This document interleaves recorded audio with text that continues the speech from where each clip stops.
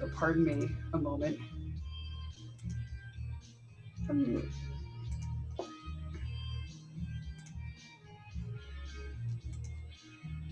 Okay, I'm good to go now.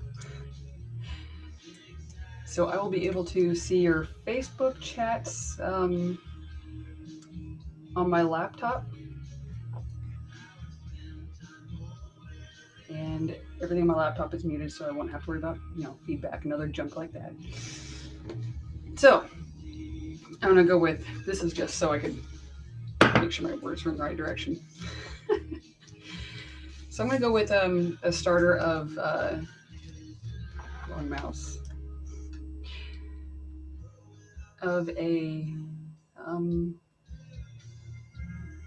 well, I was gonna go with sharing a screen and showing some art history, and I realized I'd already disabled my own screen sharing because I am just special like that. Way to start off, right?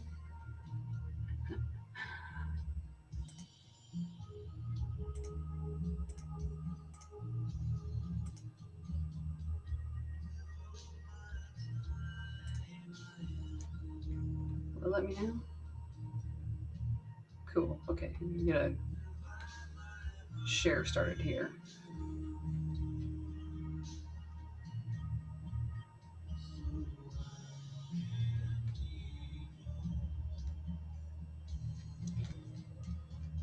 And while I'm letting things load at the moment, um, one of the first questions was, when did I know I was an artist? And I don't have an answer for that. I It's something that I've always just done as a meditation to be off in my own head, and people started calling me an artist. So I stuck with it. um,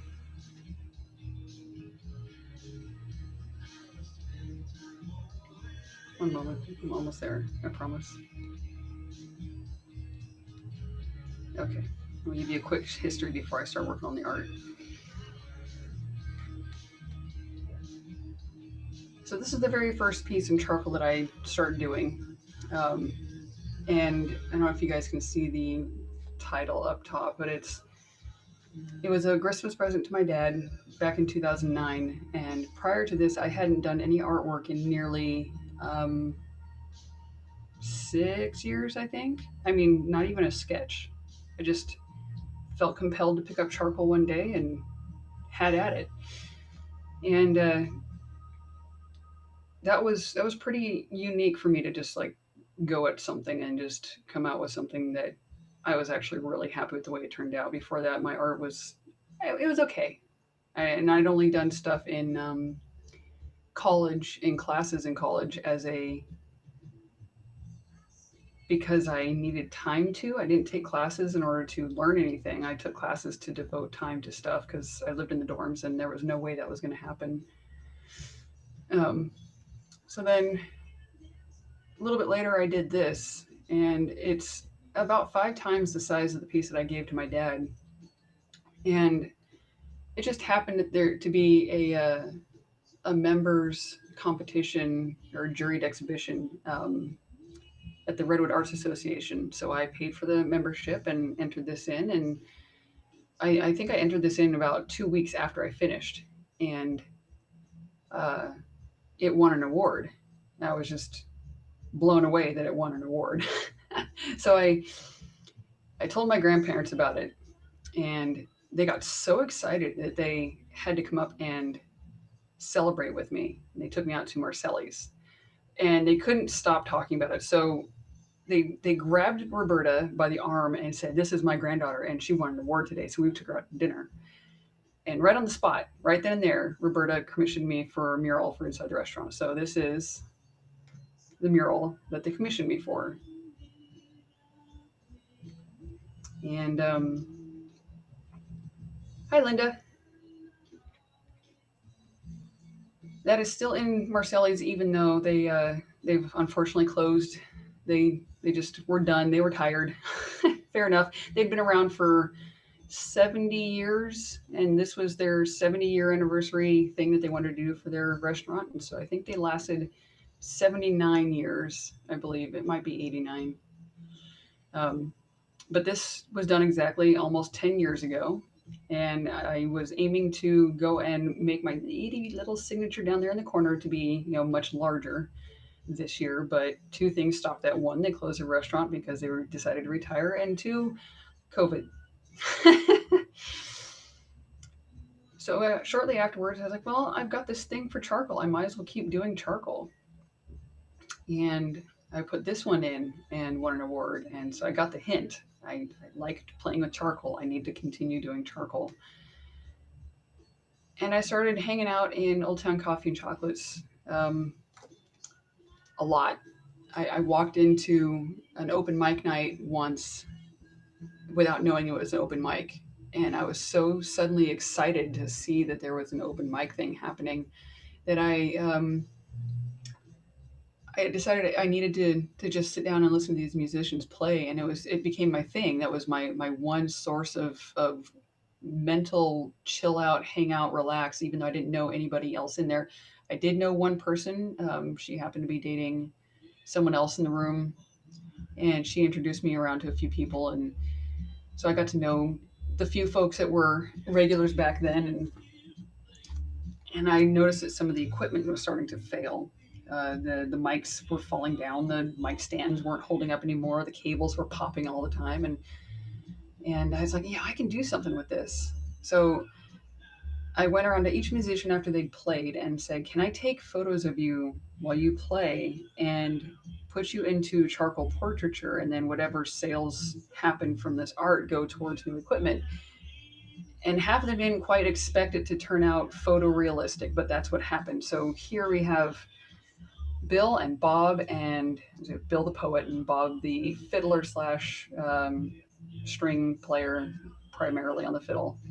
He also played guitar and piano sometimes.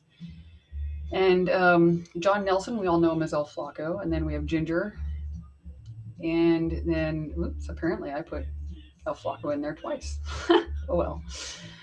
And then Laura and Sarah Torres, who played with me recently a couple days ago. And um, I'm so sorry, I'm totally blanking out on your name right now. Ralph. Because I was going back, I think I was just going dyslexic in my head. I wanted to put the P first for some reason. So Ralph down here in the corner. And then we have Charlie and Dale, and then Mike, our host during open mic nights in Old Town Coffee and Chocolates. Yes, he does play. Once in a great while, he'll play in public. And then we have another Charlie, and this is rest in peace, Lester. Lester died several years ago, but he was a regular at open mic there too. He was known mostly for his witty, almost sitcom style songs, and he would always mock government and politics and stuff. And then we have Pat. Pat was pretty awesome. She did mostly speak style songs, but they were always hilarious. Very Dr. Demento era type stuff.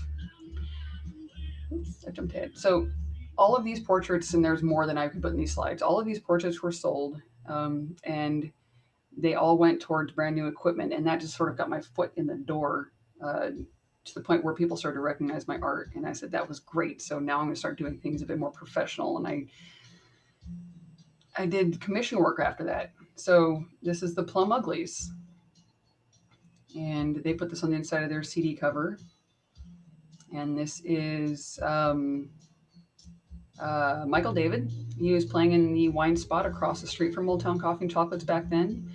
Now he's mostly out in Arcata area. And then I was commissioned to do some animal work.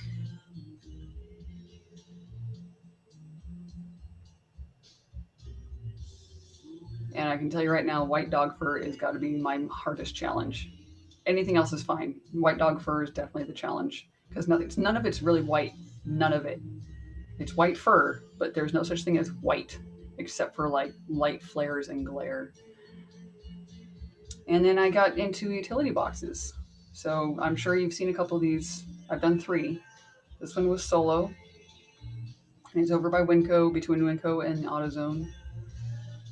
And this one's a little hard to see, but this is over by the Bury Center. Oh, I won't let it. There it is.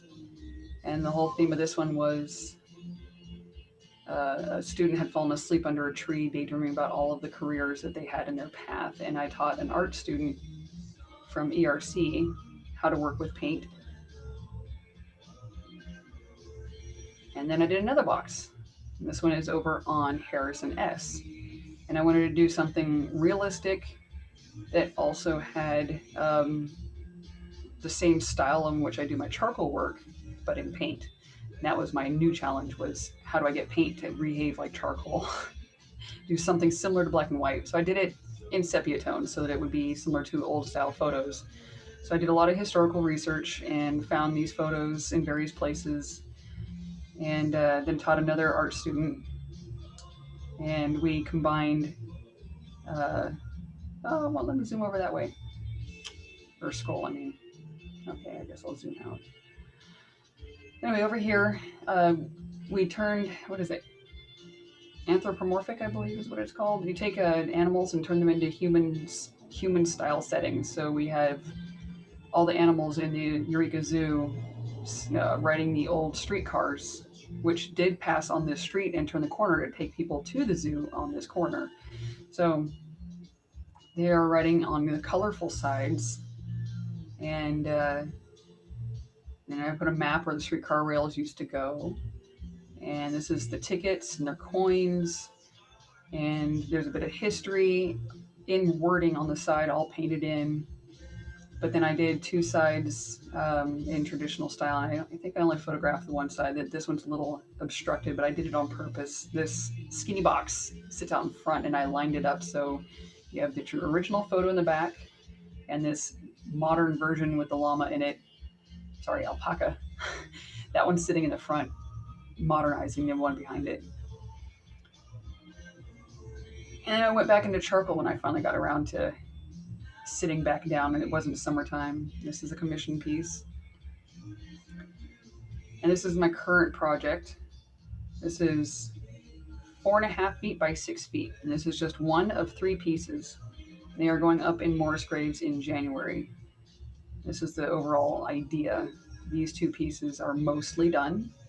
I think I have a little bit more work left to do on this guy, and that's it.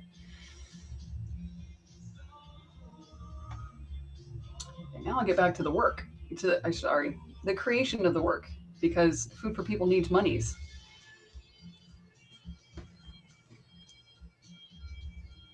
I don't know why Mike won't play on open mic night for us. I don't know. You gotta ask him that. I think he, last time I asked him if he was going to be playing anything for his open mic scenes, it's because he says most of it is not family friendly, and Old Town Coffee Chocolates tries to keep their venue family friendly. So that one was kind of out. So be it. My favorite form has always been charcoal once I realized that I liked it. I've tried everything else except for spray paint and oil. Oil because I couldn't afford it, and spray paint because I don't have the space to do it. And I don't feel like sneezing a lot. Fumes make me sneezy. So then one of the fun questions that Jeff asked was, if I could do a mural anywhere in Eureka, where would it be? And that would have to definitely be the east wall of Winco on the outside, because that is just the most largest, blandest, boringest wall in the entire damn area. And I'm so sick of staring at it. It blocks the sunsets from our neighborhood, and if I were to put anything on it, which I doubt Winco would ever pay for, I would have to say a redwood jungle that then suddenly borders a cafe, and I'd have the wildlife drinking coffee, similar to what I do with Utility Box, just on the other side of their neighborhood.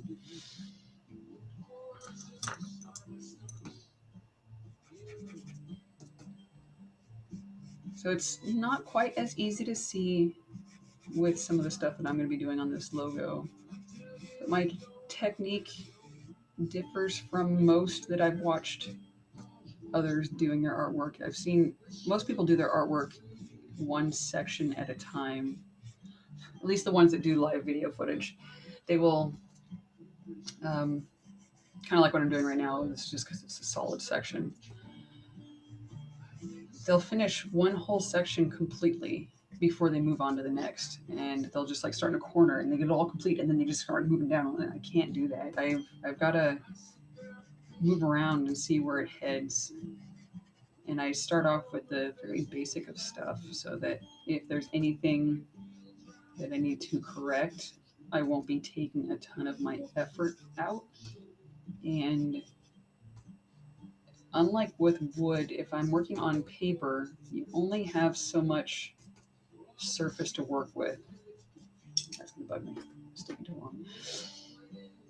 Um, the surface on wood, because it's that thick, if I mess up, I can just take sandpaper and sand it off and call it done. I don't have to think twice about it. But on paper, if you do what I'm doing right now, and you're scrubbing darkly into the paper, you are bruising the paper, and there is no getting that off.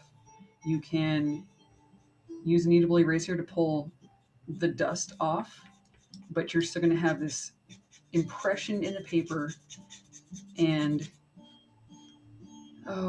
I'd say about half the charcoal will stay in place. There's no getting it off without destroying the paper and its surface. And so you layer with charcoal. And I know that every medium has this different style in which you put it down on the surface you're working with. So with charcoal, it's layering. And I usually start with dark stuff first. Aside from then knowing where my darkest parts of the blacks are, I can then use the extra medium that comes off with the brushes in some of the less darker shading spots, like this, and I can just pick it up. And again, it's not going to be too much in this because it's not skin. There's not too much fading going on in this logo, but I'm going to create some. I think, yeah, let's go that route. I'm going to do this. I'm going to create the words here. I did a little bit of prep work. I have some very basic outlines set up for myself so that I'm not guessworking. And that is part of my prep, is that, especially when I'm doing commission work, you don't want to waste your time figuring out where you're going to be going across your page, because if it's a commission job, you're more than likely going to have a deadline. So I will get myself a prep of outlines that are so faint that sometimes I can't see them anyway, and I kick myself when I do that. And I think I went over this, but it's okay. I'm going to squish this O a little. And one of the next questions was, who was my favorite art teacher? And I know I said in college I took art classes just to devote time, but I learned more of my skill set in high school than I did in college. And that was through an artist who enjoyed teaching immensely, and his name was Chuck Warner. And he taught me a phrase that stuck with me ever since. That one time he said it, he never had to say it to me again. And it was, draw what you see, not what you think you see. And I've heard variations over time about it. Like some have said, draw what you see, not what you know. And the difference with that is that you don't actually know what you're seeing. You think you see something, you don't actually know that's what you're seeing. It's a perception issue. But what you think you see is something you've been taught.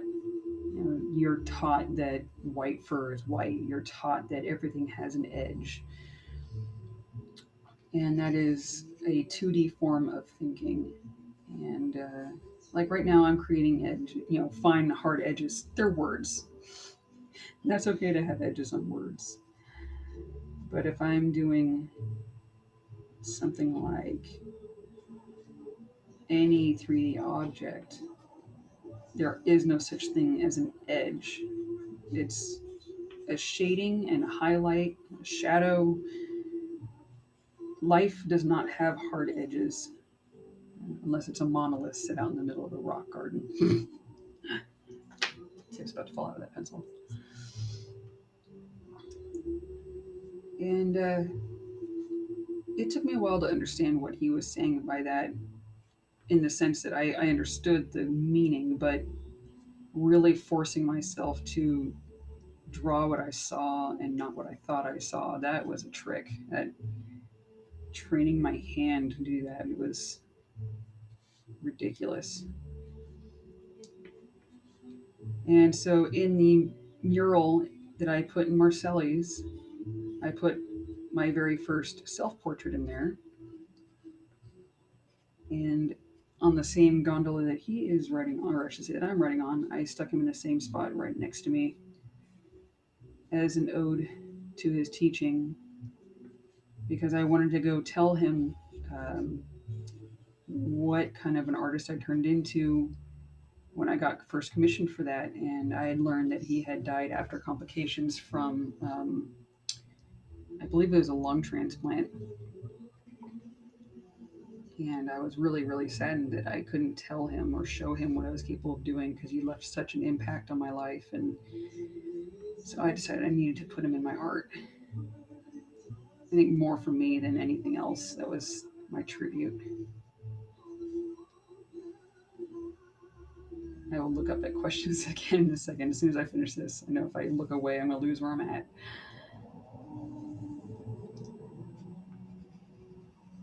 Oh, it's almost a fail. Oh, almost.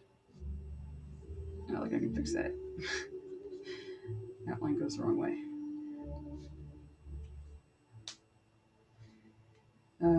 Another question I know by heart is, when did I stop wearing shoes? And I've been asked that several times. I grew up most of the time barefoot. We only wore shoes for school because the school required it, and then the church because mom required it for church, which is ironic to me on so many levels. But at home, in the park next to our house, everywhere else, walking down the street, riding our bikes and all that, we were barefoot. And back then, it was just a normal thing. It wasn't abnormal to be barefoot out in the middle of nowhere or in public. And I stopped being totally barefoot through, I think it was like the first few years of my working life. I was wearing sandals the whole time. I've never worn toe covering shoes unless the job required it. And that was pretty uncommon. But I learned over the last 4 or 5, oh, maybe more like 6 or 7 years, I can't remember how many years have passed, that shoes were actually causing my body to fail, in that I have suspected, or I suspect I have, uh, what is it called? EDS. And so all of my joints, they slip out of their sockets really, really easy. My joints pop and they'll separate, and I'm used to it. But things like shoes, they cause the joint, like if this is your foot, oh, let's do this so it doesn't cut off. If this is your foot, the um the shoe will push here, and when you lift off, your toes stop here at the joint like they're supposed to. The shoe pinches right here, and I'll lose all of the blood flow in my toes, and I also will end up with, like this is the ball of your foot, the bottom of your foot. Right here, I'll end up with a pinched nerve that is so painful that I can't stand on it for days, and it's because these big toe joint separates at the ball, and the nerve will pinch off, and I will be putting all of the weight of my body on a separated joint, and it is terribly painful. And I've learned that I don't have that problem when I'm barefoot, so I avoid shoes as much as I possibly can. There are obviously situations where I don't have a choice, and I have found the flexible um, minimal shoe or minimalistic shoes like Vibram, Five Fingers. Those work the best. And then I can't think of anything. There are literally no other shoes that I can work with that if the soles don't flex and I can't roll the shoes up into a ball, I can't wear them. They hurt, and my toes go numb and my feet hurt. So for me, it's a safety feature. I don't fall, my ankles don't roll, and a lot of people look at me weird, but I'm already pretty used to that. So that was just like one more additive on the list, and I was like, you know what? People want to think that I'm barefoot because I'm an artist. I'm okay with that.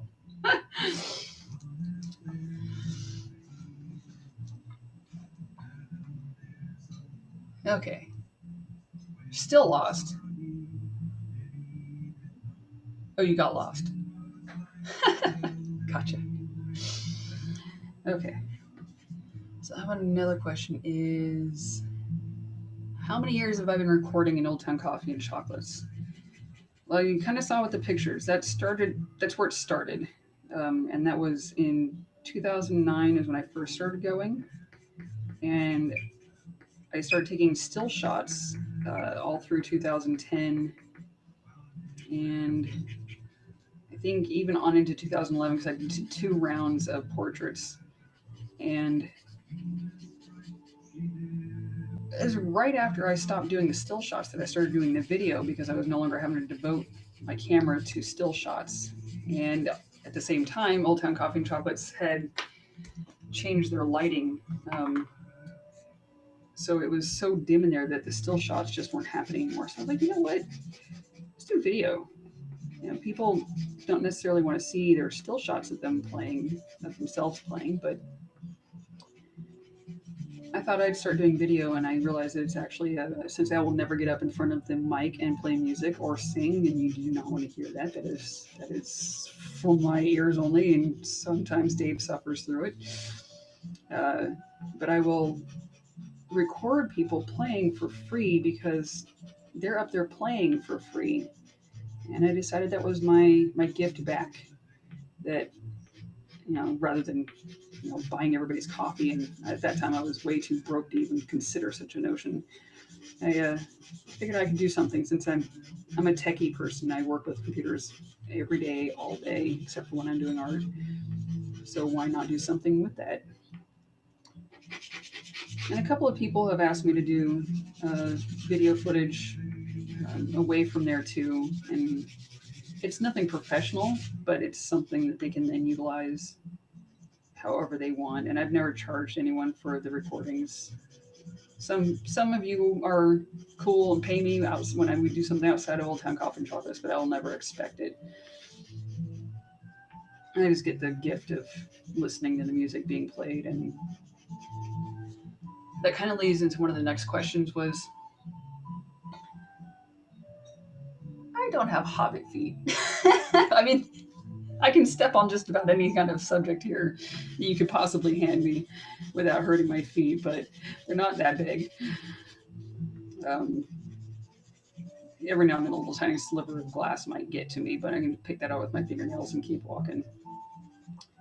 Anyway, I lost track. You guys are talking over there in the chat and I'm paying attention. I lost track where it was at. I know it's one of the questions in there. So music related. I was talking about. Oh, so so the next question was what kind of music or has music influenced my art? And with a resounding yes, music has influenced my art. Mostly because I use that as my entry into the professional art world. And I can never be thankful enough for all the musicians who play, because the energy that I get from music, that was actually one of the first words I ever learned how to say when I was a kid was music. Um, and I have I have never been through my life without something playing in the background, even if it's quiet or calm. It's almost impossible for me to turn my brain off, and music has the ability for me to focus that chaotic part of my head. So I will use music to shut up the chaos, and I will use art to focus on nothing. I will quite often zone out to the point where I don't hear someone walking in the room when I'm doing artwork, because I'm so, this is my whole world right here. This is it. And I can do that for several hours, but I have to constantly move around because my joints, they, like I said, they slip out, they lock up. So I will get up and move around a lot in between things, which can interrupt that flow, but that's what music is for. It pulls me right back in. And the music that I listen to when I'm doing artwork is almost always slow and calming. And it's not because it's the only kind of music I listen to, it's because if I listen to my heavy metal or my techno, I would end up trying to move to it or work to the same speed and rhythm, and I will end up rushed and I mess up. And I tried it once, and it's a no game for me. It's a such a terrible idea for me to do that with. Some people work great with that kind of music in the background, and kudos to them. But I end up just a total mess if I have anything that rapid and active going on in the background. Ah.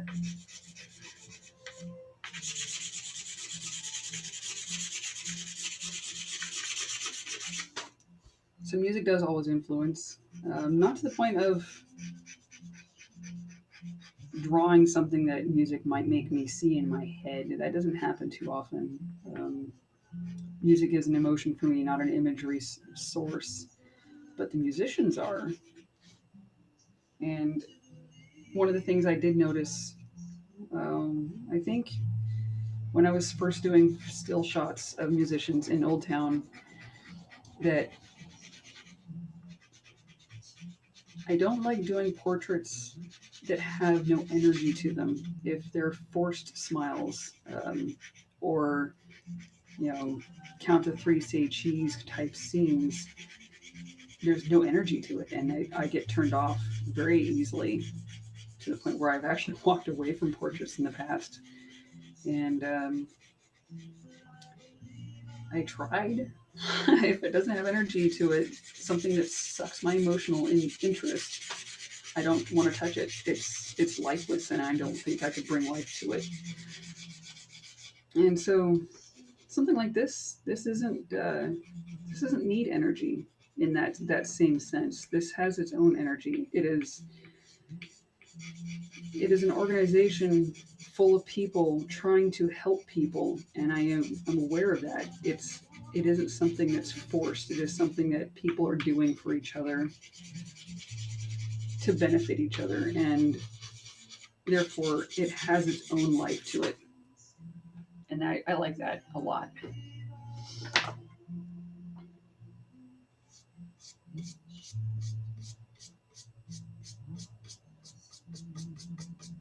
The original logo is a very hard straight edge on the top of this block, and I decided I'm going to go with a little bit more creativity here. Bring life into it.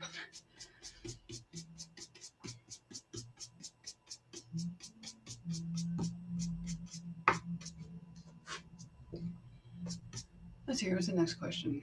Okay, so if I ever got stuck in San Francisco for an evening, what would I do to spend my time? So my dad and his siblings are children of San Francisco, so I've been there many, many, many times. And they didn't live in any one particular section. They lived everywhere, from the poorest to the richest neighborhoods throughout their lives. And one of them even lived there up until I think it was about 10 years ago. So I've grown up going to San Francisco quite a bit. And I wasn't necessarily stuck there one evening, so to speak, by myself. I had other people with me, but it wasn't my decision to leave or to get to go. So I had to wait for everyone else to make that decision. And what I ended up doing was wandering around to every restaurant I found and test tasting all of the clam chowders that I could get my hands on. That has been my thing. I would test every clam chowder that I could possibly find. And there's only two that have satisfied my palate to no end, and that is the one that's up in Trinidad at Seascape, and then, and I can't remember the name of this place because I haven't been there in a while, but it's the only place like this, and it's near Pier 39, and it is, and I know some of you guys who've been to San Francisco often enough to recognize what I'm talking about, but it is a little tiny, maybe 6 bar stool bench type things where you sit on the bar stools and your back is this far away from high traffic. Like, here's you and here's a car. And they served clam chowder and a few other seafood things, and I have not had clam chowder that good since then. And Seascape is the closest to it, and I'm just like, man, I don't know what they do, but it's so good. But if I were to go back to San Francisco and get stuck for an evening, I would, what I would do. I would go and find the next clam chowder on my list, or see if anybody can surpass it. Just cause. And so here's a technique. I'll share a few techniques here between questions. That's one. There's another one. So let's see if this camera will pick these up. I had to grab the shortest pencils possible, obviously. Maybe, there we go. Maybe give it some glare on there and you can see them. I've scored the ends of the pencils. This one is a 6B, right? Nope, that's a 4B. It's got 4 grooves. This is 6B, it's got 6 grooves. It's 2B, it's got 2 grooves. And the reason I did that is at some point you get past the wording. There is no deciphering what this pencil is. It is just the 6 grooves left at the end of the pencil. So without having to flip the pencils around and see what they say, if they're all laying like this, I can just see what grooves I've created in the back. And it's just done by taking the razor blade and just rolling it back and forth on the table. And then I have 3 pencils, and one of them seems to have rolled off the table in the last several months between projects, and I'm hopefully going to find a replacement for it soon tomorrow. When I go to the Art Center in Arcata, which, by the way, shout out to you guys because you have saved my butt with utensils and supplies throughout all of COVID. I have HB pencils, which I rarely used, and for the longest time I thought these were a waste of time until I found 3 of them that were manufacturing defects. And the differences are, I showed this on one of my previous live streams. I'm going to squeeze this guy in here. This is my current work. The differences are, let's end it up in a corner here. This one is, I have 3 chunks missing out the back end of it. And it does that kind of a line. This is a regular HB pencil. Does that kind of a line. And this is the worst best mistake ever by a manufacturer. It is so hard that it barely makes a line, and sometimes it will actually cut into the paper rather than doing anything. I'm not pressing any harder than the other lines, but you can see how faint that is. And the reason why it is a worst mistake ever is because it allows me to create fine blonde hair or white hair and keep the shadows. And the one that I've lost is, it only has 2 chunks missing out the back of the pencil, and that's what I use for like the shadowing of my hair. It does that perfectly, and I missed my pencil. So hopefully I will find another defect in the HB pencil collection that I go pick up tomorrow. I hope. And now I remember, you need to remember where I'm at.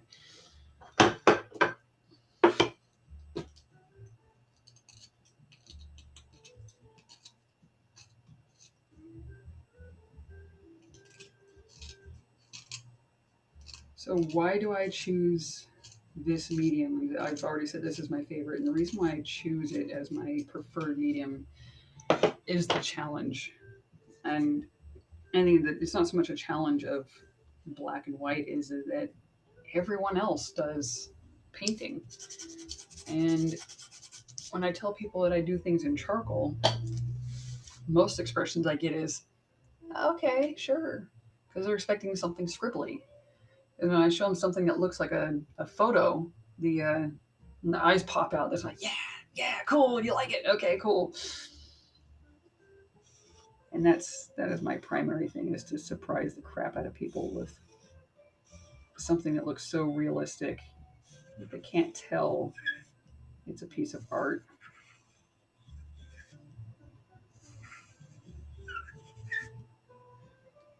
Sometimes I succeed. More so than I used to, that's for sure. And I thank all of the musicians who let me take their photos and turn them into portraits for that. And obviously, just like with music, practice makes perfect. The more often I work, the better I get at it. And I have a hint for anybody who is ever curious about working with something like charcoal. Yes, I did a bunch of darkness on here and then moved it around for fading, but to sharpen your pencil, you quite often have to scribble somewhere, and scribbling on the side of the paper is just a waste of medium or material. So I have sandpaper, and this will allow me to sharpen my pencil but not lose any of the charcoal that I can work with. Kind of see it bunched up on there. And so whenever I need something that, to scribble into, I can just tap on it and bring it over here, and I got medium to work with. It is a big no-no, in my opinion, to waste your medium. Not because it's expensive, but why would you waste something that is perfectly usable? I like to think very economically with my art supplies. The thing is, for a good chunk of my life, I was really poor, and uh, the idea of having to spend even $3 on charcoal was just like a nightmare. Like, $3 for charcoal pencils, or food for the next 2 nights. That was back in the times when I wasn't doing any artwork, though. Life was a little too stressful, and I didn't have the confidence to sit down at an art table and try anything. So I didn't. And that kind of, you'd think it would have hindered my skill set, but I think it actually forced my brain into doing something different, in that if I had continued to try and do artwork and I'd gotten sloppy or messy with it, I probably would have lost a lot of my self confidence. And I notice that when I have lower moods, I write. When I'm in more positive moods, or when I have a deadline ahead of me and there's a purpose for my art, then I have zero issues sitting down and getting it done. I think that's where my I don't get writer's block, and I don't get, what do you call that, artist block, uh, in the same sense that most people do, where their creativity just takes a dump on them and they can't seem to figure themselves out. For me, it is, if it doesn't have a purpose, even if that purpose is just someone else's deadline, then I can't do it. And I've tried to sit down doing art for the sake of art, and nothing happens. I just sit up staring at this page. So I learned that if I give myself a reason, then art can get done. And that's how the whole open mic night thing in Old Town Coffee and Chocolates kickstarted my artist career. Is it had a goal, it had a purpose, and it benefited other people.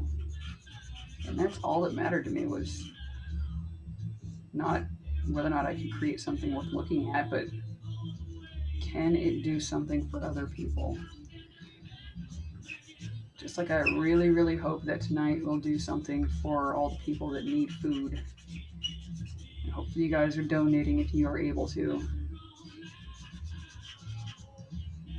And hopefully, my links and whatnot kicked correctly with all of my presets using Restream and Zoom and stuff.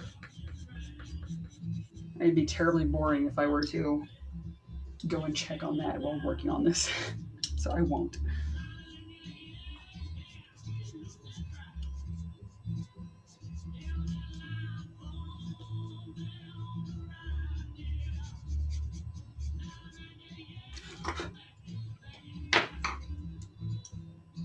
There's a lot of this. A lot of this. Let's see here.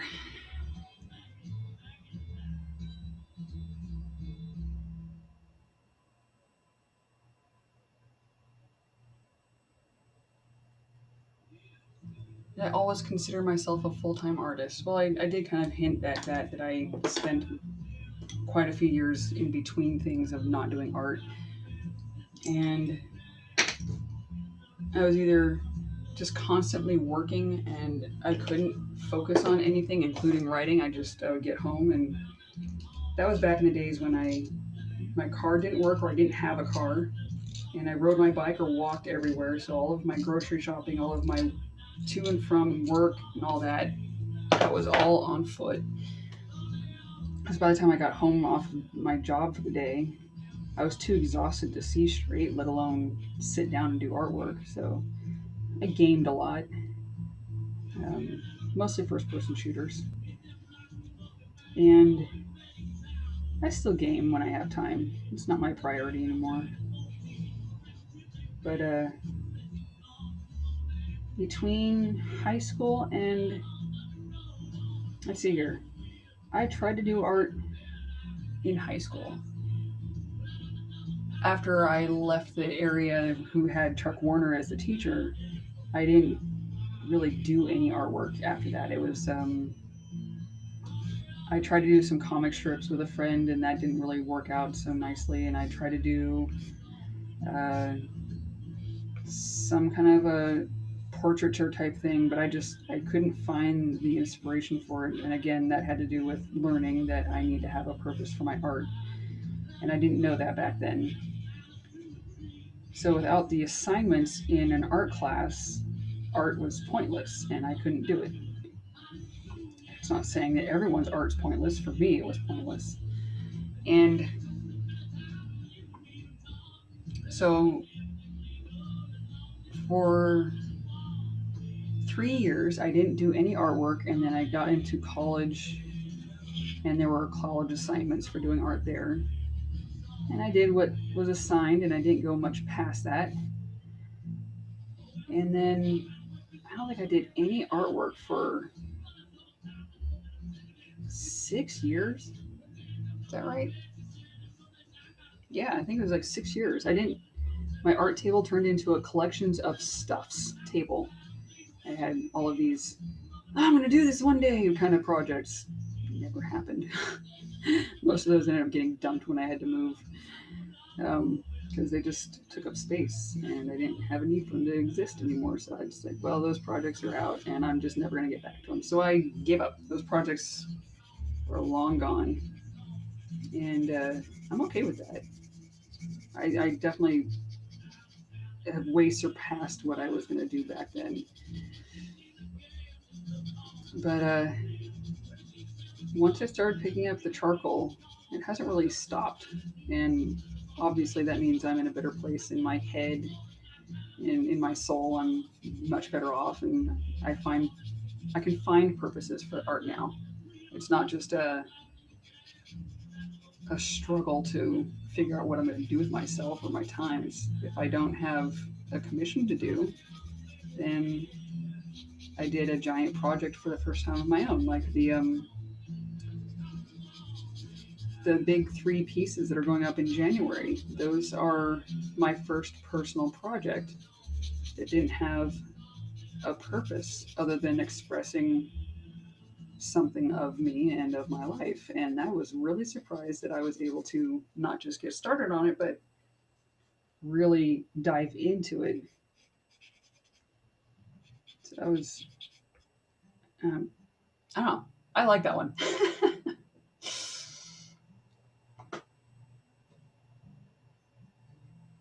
Well, thank you, Keith. He's saying that he likes the art shows that I do with James and the projects that I'm working on with that.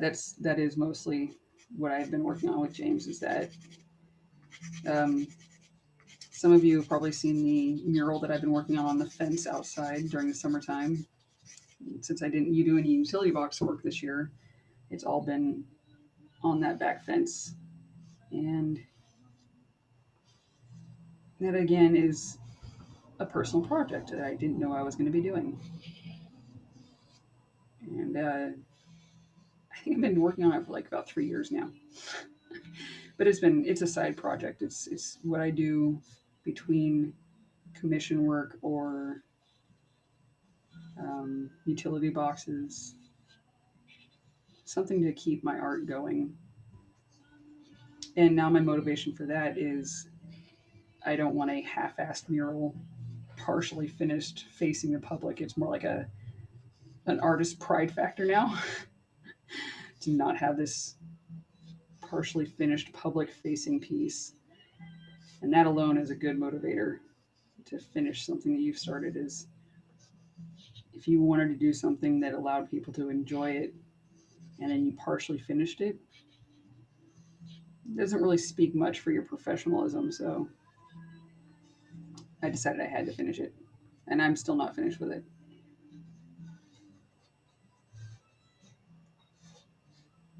And that's okay with me. And all of our neighbors are aware that I'm not finished with it. And it's always entertaining to watch people walk by and watch them slow down. And sometimes they're loud enough about it, we can hear their conversations as they walk by. And I think I get a good chuckle out of it. I say at least once a month. And a couple of parents have told me that they walk by, and during the summer times, I know that something new is going to show up each week because I'm doing this live stream with James on the weekends. And they do a kind of like an Easter egg hunt type thing. Look to see who has appeared on the fence next, or what I put in changed. I like that it's rewarding for kids, and when they walk by, they can see something special, turn it into a game with their parents.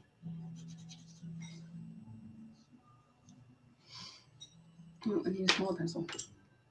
This is a small piece. And my shading has kind of gone over my outlines. Ah! I guess I won't use that pencil.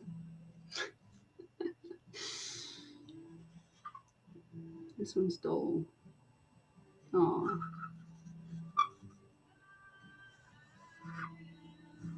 No, you're gonna get messy. It's okay. I have a bucket.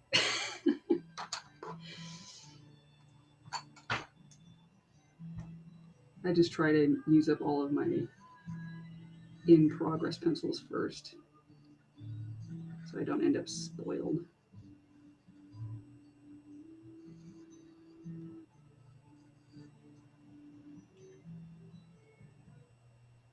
I would totally paint telephone boxes.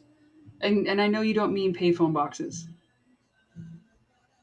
I've even considered like asking the Caltrans if I could paint some of the ones along the freeway, the other utility boxes. I know it'd be really dangerous to be out on the freeway, but they're still hideous out there too. But can you imagine like the telephone utility boxes that are up on the poles, high up where people can see them from a distance? That would be so cool. Part of me will like get up on a what are they called? The supposed to be doing on a scissor lift. I don't know, Jeff. Maybe you just have to drive your bucket truck around, and I'll just like Shanghai your bucket for a day. And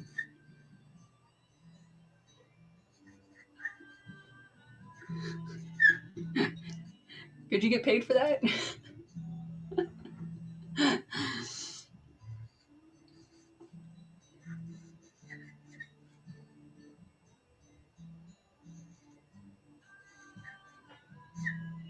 Oh, I can't see where my outlines are. Hopefully, the original creator of this logo isn't gonna kick my butt for morphing it.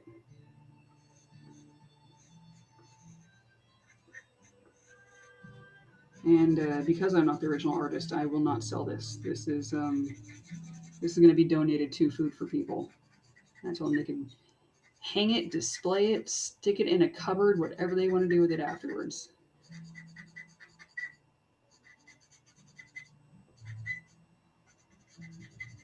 On that note, we will have a guest cameo of the director for Food for People in our area have a chat with us for a bit. I'll be hosting it with Zoom so that she can talk to us about their organization, what they do and how they function, and whatever other things that we can come up with questions for her. And that doesn't go down that way.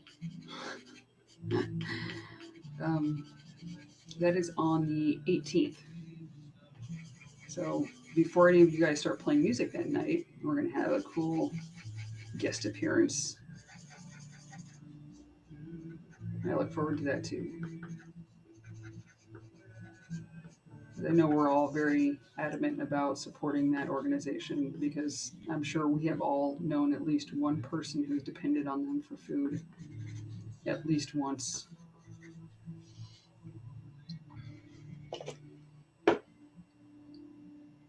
Where did I put my razor blade?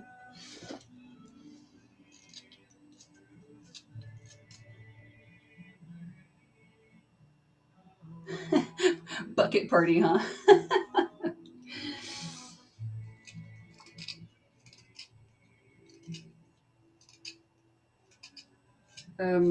I was going to be doing a mural for the zoo on Harrison W, but COVID stole their fundage. So maybe if there's a vaccine soon enough that we can kind of return to a pseudo normal life again by next summer, maybe I will get to do that mural. This would be kind of sad if I couldn't.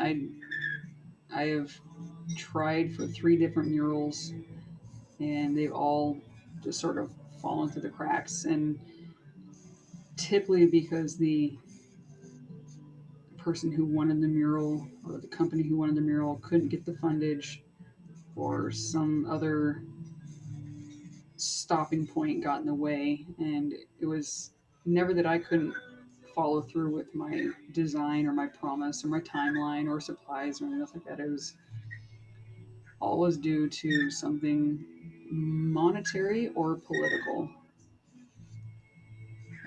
Like I almost did the. If you're familiar with Fortuna, there was a mural on the side of uh, as what is that? A hardware, not hardware, of an appliance store. I can't remember the name of the appliance store at the moment. Um, but they had to get approval with the city before they could move forward on what was going to go on that wall.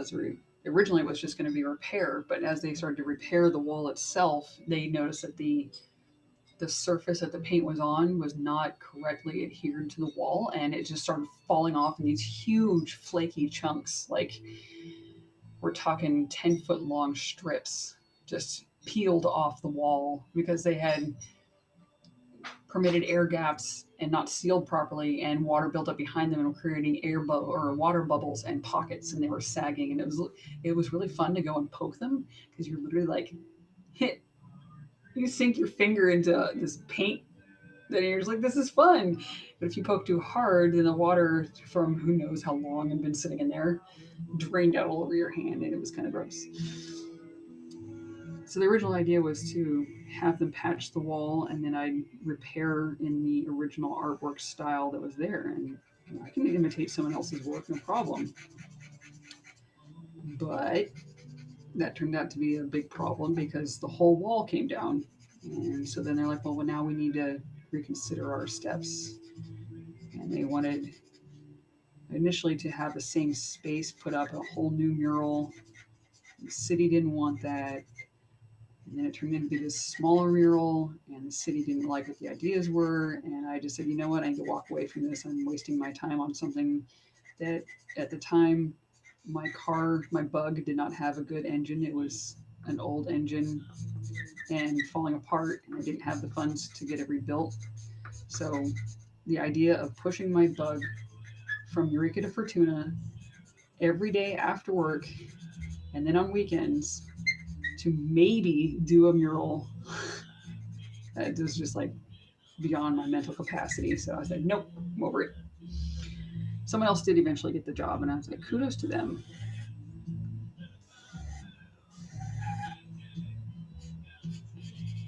And I can't remember what the third mural was going to be. Oh, right. I was going to do something with the mural festival.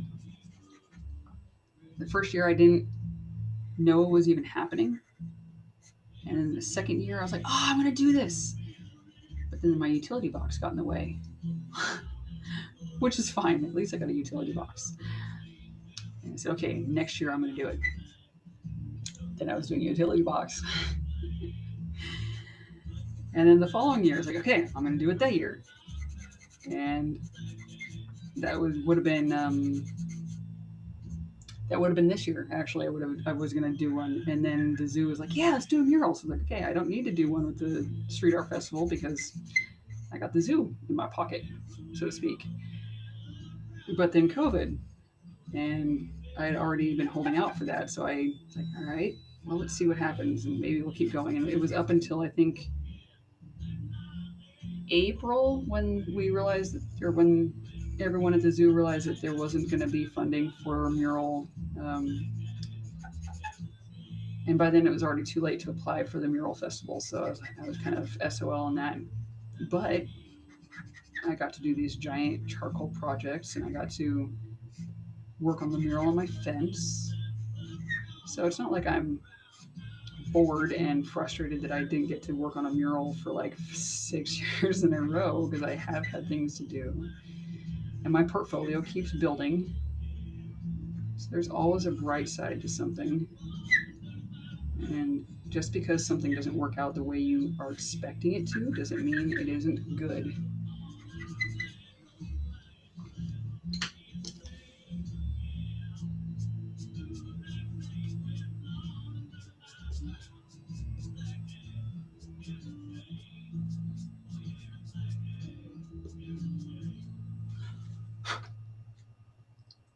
And this is not staying this dark. I am going to take super old needle eraser. Yeah, I won't use that one. I've been using this one on paper. And one thing that most people don't know about the difference between working on wood and paper, this will give you splinters in your eraser that will then score your paper. So you don't ever want to mix erasers when working between the two mediums. And they start out that color, and they turn this color. And you know that it's time to replace them when they don't string apart like this is bordering done. But I will get some of these bits of too much shading out of the way.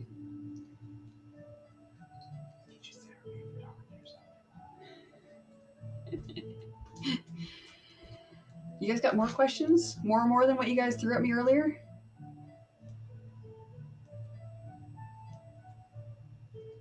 Should probably scroll through some of this, huh?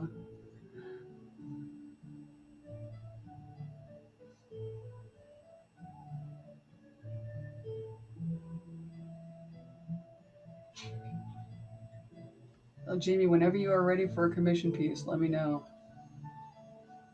I don't charge extremely high prices. because I don't believe that art is only for the super wealthy. I do try to gear it these days a bit more towards the amount of time that I put into it. Um, but I don't sacrifice quality for the time that I put into it. So if I, let's see, how do I word that? I won't change my prices based on the amount of time that I put into it. It's based on the size, and that's a bit more geared towards mural work. Murals are done by square footage, whereas your day job is per hour or salary.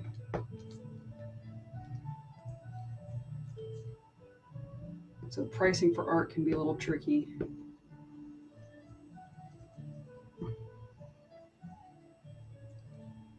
And I've always been told in the past that I don't charge enough, but I don't want to kick out people who want to have art but don't have, $7,000 to spend on a portrait. That's just ridiculous to me.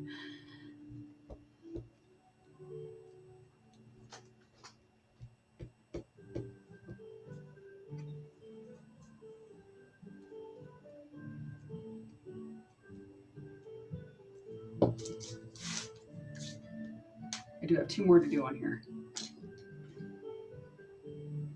See if I can get them done in time to eat dinner before the end of my evening, right?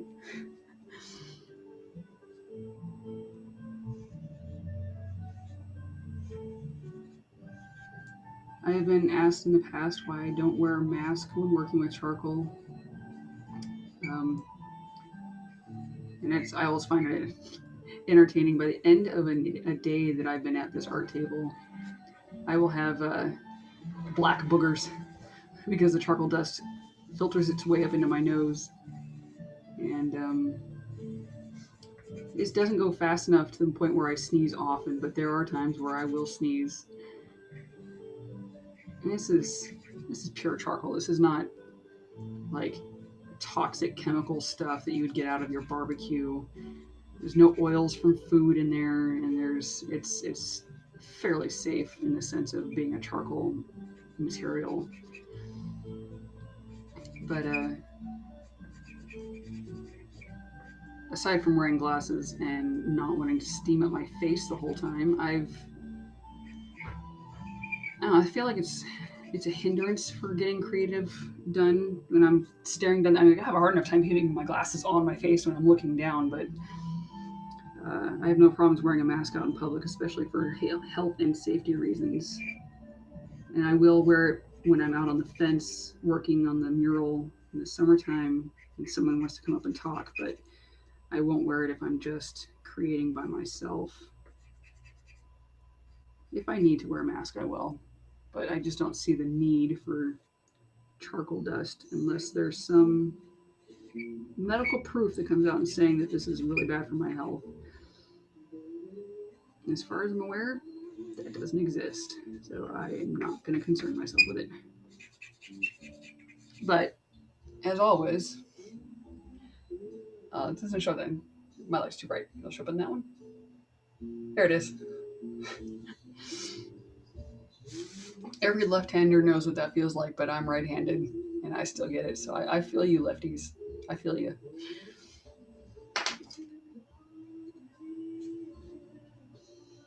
I need to sharpen this.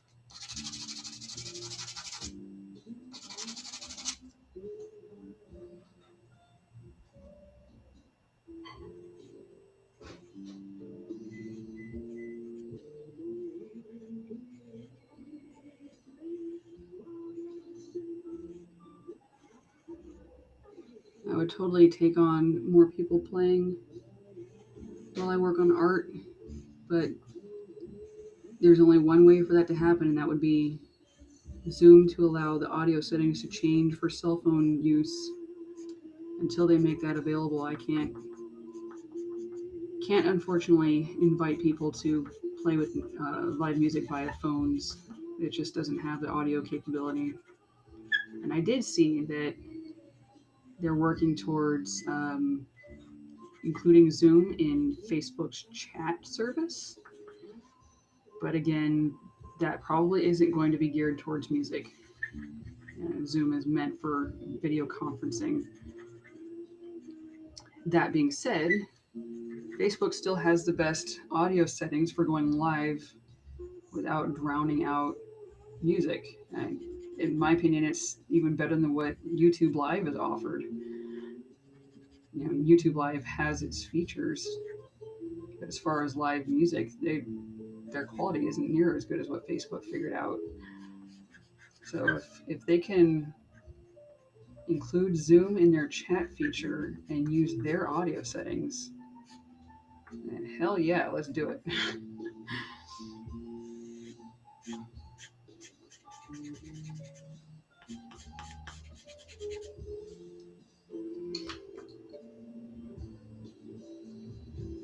So one of the other things I learned a long time ago was a lot of people swear by. I have one sitting in my other bucket over here. A lot of people swear by these. I have dust on those ones. That's how rare I use them. I've had these exact same 3 fuzzers for 20 years now. And when you start to run them down, I do have one more in there. Oh, I lost it. Oh well, no biggie. I think it's like this long now, because when you start to ruin through your tip, you have to sharpen them down. I do the same way I do with the razor blade, and I just scrape it off. But I've learned that they grab the paper fibers and remove them faster than the kneadable erasers do. So I won't use those. I have modified several fabric paintbrushes, and there they are. I have 2 different sets, one for wood and one for paper. So this is my wood set, and the difference is, aside from brush sizes, if I slowly grind these bristles off, because I'm working on wood grain, it will eventually sand down the bristles. This is my paper set, and I've had these sets I've been developing them slowly over the course of a decade. But like this one here, it used to be closer to this brush's shape. Let's show it better over there. I don't know which webcams will show better. That's a bit better. Yeah. So, but I've cut them down a lot. This brush used to be this long. Yeah, there we go. And it was one of those really long pinstriping brushes. But I use it for super fine, tiny little spots with zigzags. And I have an even finer one, which you are not going to see. The webcam is not going to pick that up. But I use that for wrinkles. And I have a smooth, solid line here, and that one works great for smoothing out clothing edges, small sections of facial areas, scrubbing into the paper in the dark spots. This one's for skin in general. And this is for picking up charcoal where I don't want it to be without rubbing it in the paper. It is a very, very soft brush. This is my favorite scrubbing brush, and it has gotten much shorter over time because I've worn through it so much. It used to have a very nice straight tip down on the side, and I've worn through it enough that it's got to start to get a slope going this way. Someday I'll have to go buy new brushes, which these aren't cheap. These were hand-me-downs. My mom used to do toll painting, which is on fabric, and like this brush right here was about $40. So I try not to beat them up, which is why I keep those for paper, and then I have these for wood. This one was like $30 also. I really wish they weren't that expensive. yeah, the pricing still in there is $29. But I even had to cut this down. It was a straight cross brush, and I trimmed it off to the edges, knowing that I'd have to use it for scrubbing. Sorry, Jeff, I have to kill your song. It's talking over me.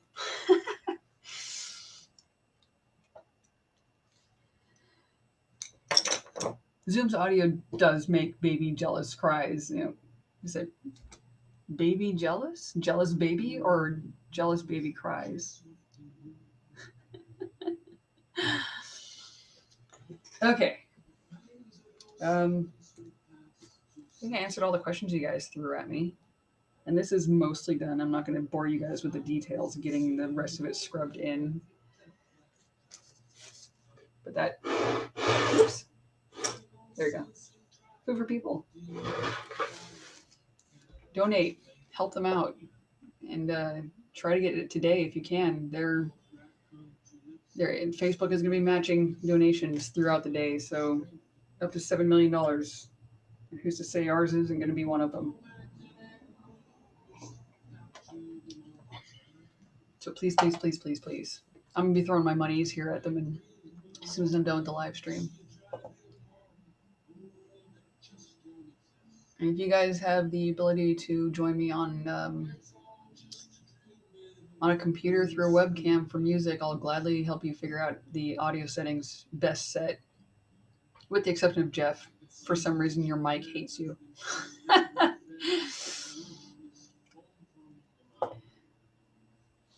It is Giving Tuesday, correct?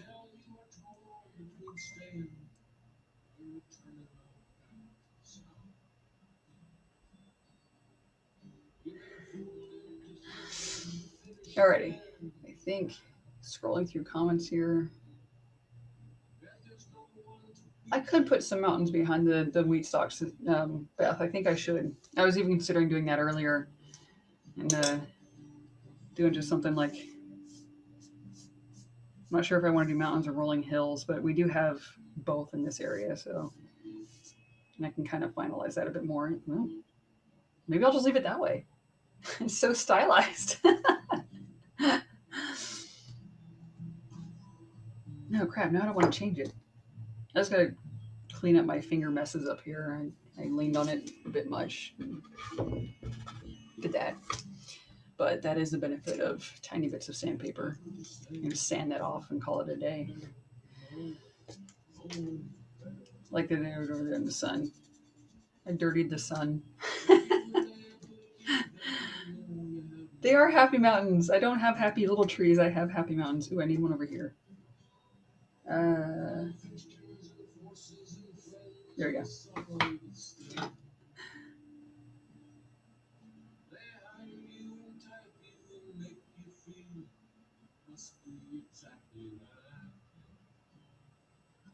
So one question that some people didn't, I don't think anybody asked me, but I have been asked in the past.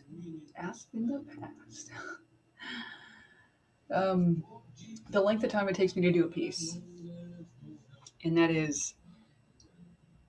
has changed drastically over the last decade. It used to take me 80 hours to do an 18 by or 12 by 18 piece, and that's because I was still figuring out how to do the medium. I didn't have half my brushes built up yet, and I was realizing at that time how much I hated those stupid fuzzer pencils and how much I will just avoid them at all costs. But now I'm at a point where this guy, twice the size, I can't fit it through the tripod. There we go. That will take about 18 to 20 hours total. And the only reason why I tell people 2 weeks is because I have a full-time job, and that is mostly on the weekends and sometimes after work. But also I need the ability to get some portion of the work done across the whole image and then walk away and take a look at it the next day to make sure that I haven't overstepped my original intention or that I'm messing it up. And I have done that a few too many times. I walked away really frustrated, and I've learned to notice a pattern in my behavior. If I get to the point where I am not satisfied with this one little tiny spot, and then I start looking around and seeing all the other little tiny spots that are literally annoying me to the point where I want to throw it across the table, I'm done for the day. There's no coming back to it in an hour. That is it for the day. And I've even done that after only 20 minutes of sitting down. And that means something else is in my head and I can't focus. So I leave. And I think the longest in between that I've ever gone from one piece and coming back to it, I think was 3 weeks. And something about it was just annoying the ever living hell out of me. And I could not figure out what it was. And it was like the shadow on the edge of a nose was so too long and just a little off to the side. The person didn't look like who they were. And it just amazes me sometimes how, like, let me bring this guy back in here for a second. Bringing the shadow over here will change the expression so much so that you won't even recognize the face anymore.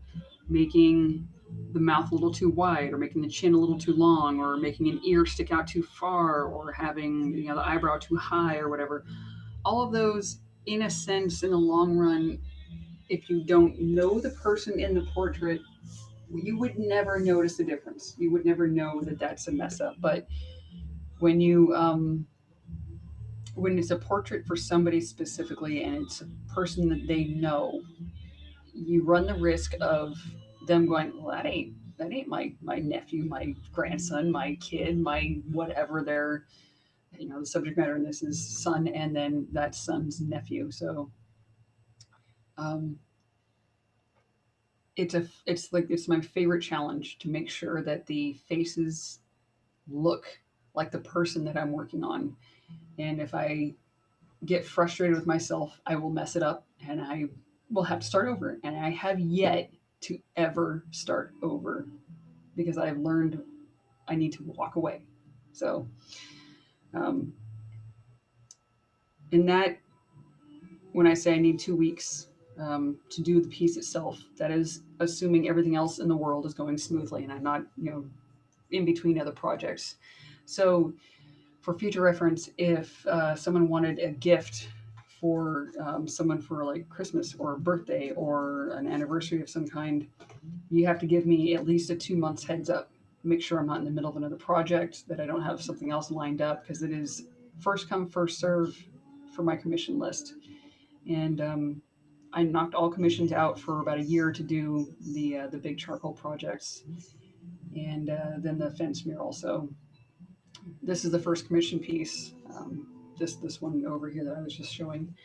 That's the first one I've had in a year, and that's fine with me because I've been doing my own projects for the first time in my life, and that feels pretty good. So after January, commissions are welcome back. And again, if you need them as a gift, then please give me a couple of weeks before I even start, and even then, give me a couple of weeks to get it finished. Also, donate to Food for People. Do it. I'm gonna go eat my dinner, and all of you have a good night. Go play some music. Looking forward to Friday.